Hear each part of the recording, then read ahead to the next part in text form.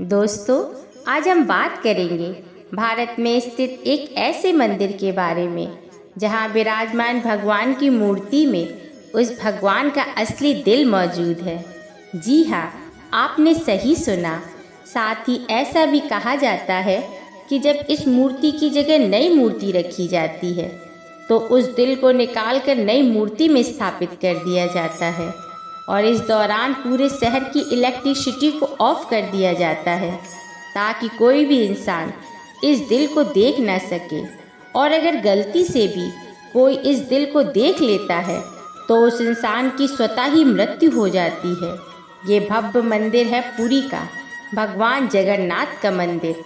आइए दोस्तों, जानते हैं पुरी में स्थित भगवान जगन्नाथ मंदिर के रहस्यों के बारे में, जिसे आज तक विज्ञान जगत भी नहीं सुलझा पाया। दोस्तों, आपने यह तो देखा ही होगा कि कोई भी झंडा हवा की दिशा में लहराता है, लेकिन आपको बता दें, भगवान जगन्नाथ मंदिर के ऊपर स्थापित ध्वज सदैव हवा की विपरीत दिशा में लहराता है।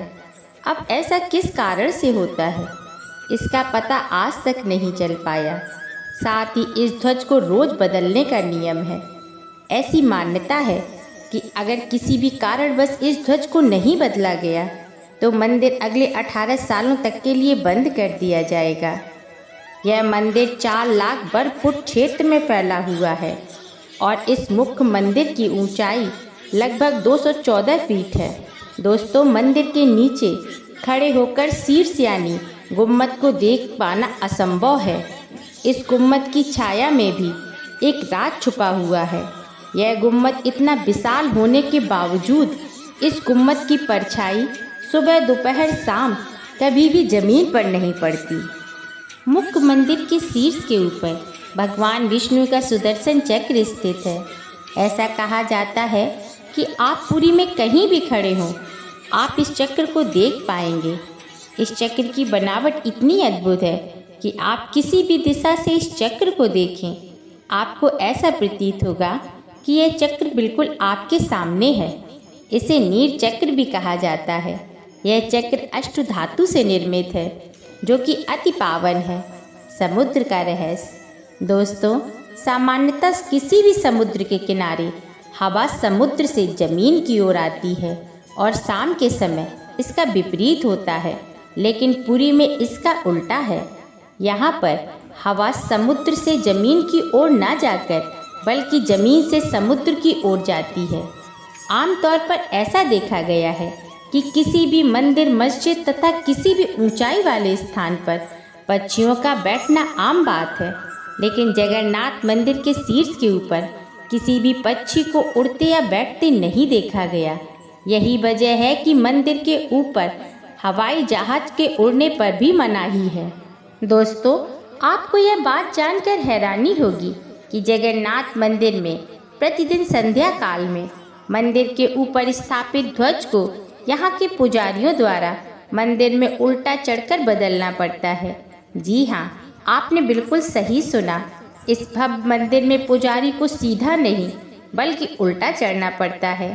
दोस्तों, ऐसा माना जाता है कि जगन्नाथ मंदिर के परिसर में दुनिया का सबसे बड़ा रसोई है। यहाँ पर 500 रसोइये और 300 सहकर्मी हैं। यहाँ चाहे लाखों भक्त क्यों ना आ जाएं, कभी भी प्रसाद कम नहीं पड़ता। लेकिन संध्या होने पर जैसे ही मंदिर का गेट बंद होता है, प्रसाद अपने आप खत्म हो जाता है।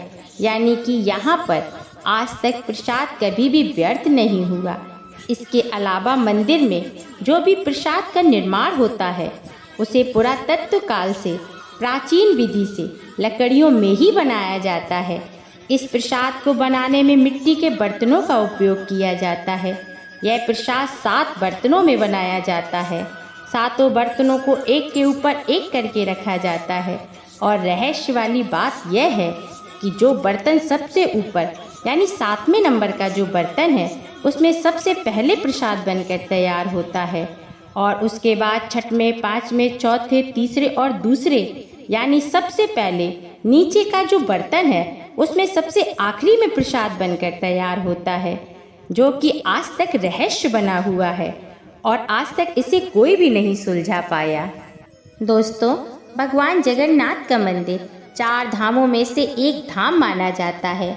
मंदिर में प्रवेश करते ही एक सिंह द्वार है।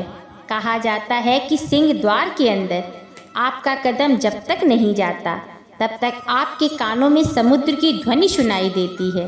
जैसे ही आप सिंह द्वार के अंदर कदम रखते हैं, ये लहर की ध्वनि सुनाई देना बंद हो जाती है।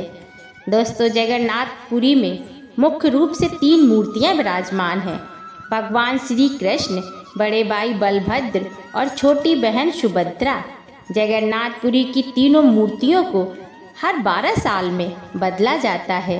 पुरानी मूर्तियों की जगह नई मूर्तियों को स्थापित किया जाता है। मूर्तियों को जब बदला जाता है तो पूरे शहर की बिजली को काट दिया जाता है। मंदिर के आसपास पूरी तरह अंधेरा कर दिया जाता है। मंदिर के बाहर CRPF की सुरक्षा तैनात कर दी जाती है।